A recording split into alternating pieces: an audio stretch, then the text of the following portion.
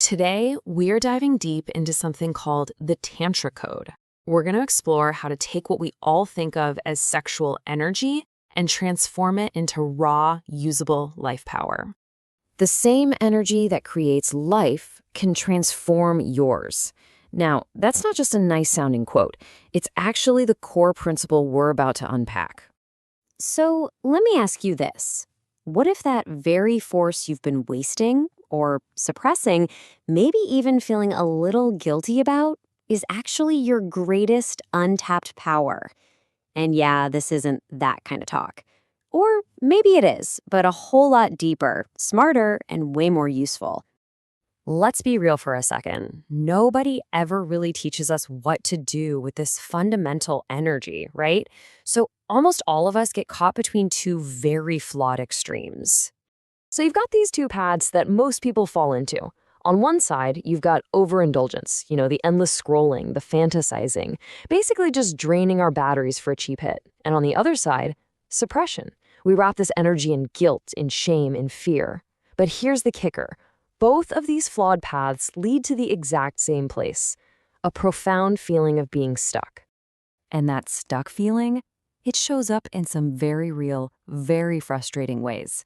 We're talking about low energy, a complete lack of focus, feeling emotionally all over the place, that constant brain fog, and a serious hit to your confidence. I mean, have you ever felt super motivated at 2 in the morning and then poof, that motivation just vanishes after a few minutes of, let's say, bad decisions? Exactly. But what if there's a third path, a way out of that trap? Well, to understand it, we first have to completely redefine what this energy actually is.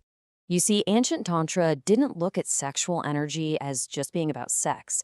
They saw it as life force itself. In yogic traditions, they call it kundalini. In Chinese philosophy, it's known as qi. And in our modern world, well, you can think of it as this potent cocktail of your dopamine, your testosterone, your creative drive, and your overall neurological vitality all rolled into one. And this is the most crucial point to get.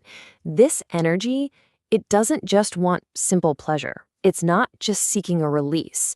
Its fundamental drive is for expression. It wants to create, it wants to build, to solve problems, to become something more. Probably the easiest way to wrap your head around this is with a really simple metaphor. Just think of this powerful life force as raw, untamed electricity. And with that electricity, you really only have two choices. You can short-circuit it through mindless release, or you can learn to harness it and light up an entire city. The power is exactly the same. How you apply it is everything. So what is the actual solution here? Well, this is where the ancient practice of Tantra offers a really profound alternative: transmutation.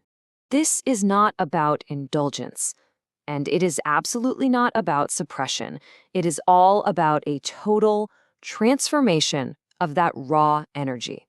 The entire goal, the whole point of this, is to learn how to take that raw life energy, the moment it rises up in you, and consciously, intentionally redirect it toward a higher purpose. Okay, so that all sounds great in theory, but how do we actually do this? Let's break it down into a practical 4-step system that you can literally start using today. Okay, step 1 is awareness. The second you feel that urge, don't react. Just stop, observe it, and just say to yourself, this is energy rising in me. That small shift alone is enough to break the unconscious pattern. Step 2, breath control. Your breath is the steering wheel for your energy. A deep inhale, a hold, and a slow, controlled exhale can literally move that energy upward in your body, towards your mind and heart, instead of outward. Third, physical channeling. When that energy really builds up, move your body. Do some push-ups, go for a run, jump in a cold shower.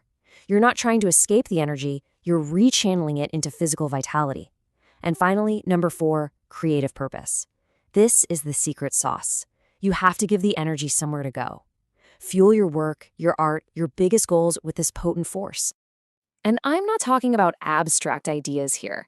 You can channel this energy directly into finally writing that book, into brainstorming new business ideas, learning a new skill, creating art, or tackling a really complex problem at work. So many of history's greatest creators and thinkers were masters of this very process. So, what starts to happen when you practice this consistently?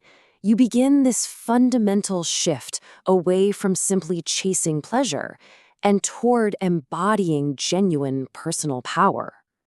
And there's real science to back this up. When you learn to redirect this energy, instead of just expelling it, your dopamine levels start to stabilize, which leads to massively improved focus and discipline. Your confidence naturally rises. You are literally rewiring the neural pathways in your brain away from instant gratification and toward long-term growth. The change is just profound. You start to shift your entire identity from being a passive consumer of pleasure to becoming an active creator of value in your own life and in the world around you. There's this great old saying from a monk who said, "The same fire that burns the house down can cook your food." Your sexual energy is that fire. It's an incredibly powerful tool, and its outcome depends entirely on how you decide to use it. And when you really master this, the results, they aren't magical, but they are absolutely inevitable. You start to feel truly vibrantly alive. Your mind becomes sharp and clear. People notice that your presence has become more powerful, more centered, and your actions, they become deeply intentional. So as we wrap this up, just remember this one thing. The goal is never to escape your energy or to try and kill your desire. The goal is to master it. Because that same fundamental force that has the power to create all life has the power to recreate you.